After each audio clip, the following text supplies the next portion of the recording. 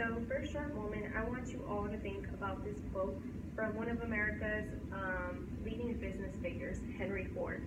And it states, "Coming together is the beginning, keeping together is progress, and working together is success." Now, many of you may be wondering, what does this all have to tie into?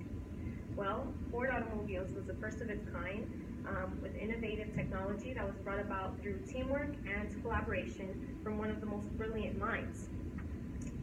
Ford Automobiles also were able to create new, fast, and cost-efficient vehicles. And Henry Ford himself has often stated that his company's success was based around teamwork and collaboration. So, I'm going to talk to you about some of the steps that we can take in order to have the same success. So before even recognizing the significance of teamwork, we must first understand how competitive and ever-changing the field of business is. It's so easy to fall behind, to blend in, and sadly lose recognition. Yet, through creativity that is planted and exposed through teamwork is what can set your company apart.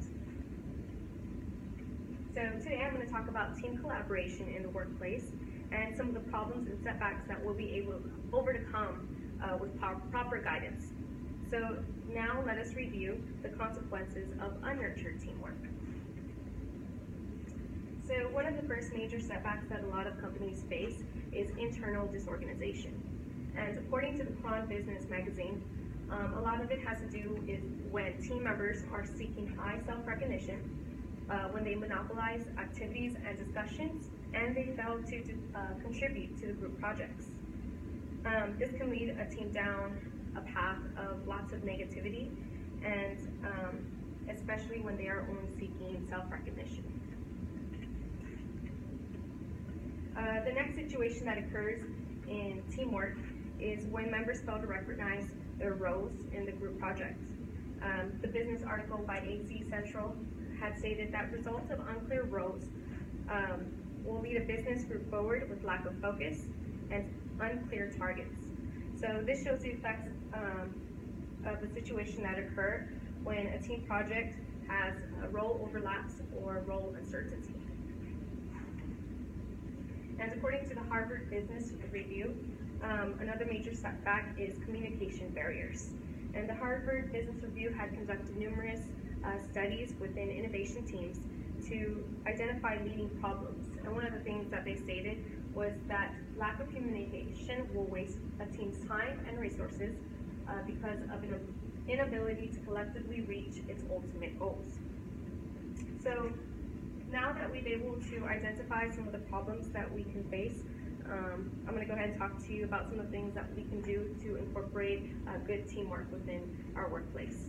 So according to a journal by James Bartini, director of the Center for Advanced Manufacturing and Technology, had stated that teamwork is a synergetic process in which the efforts of a cooperative group surpasses individual efforts.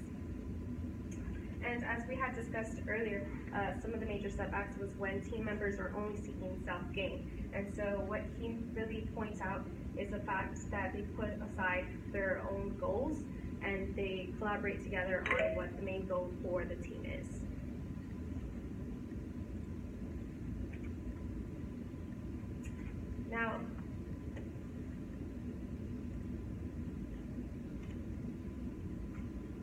Now the problem with unclear roles or or uncertainty can often be put aside with leadership.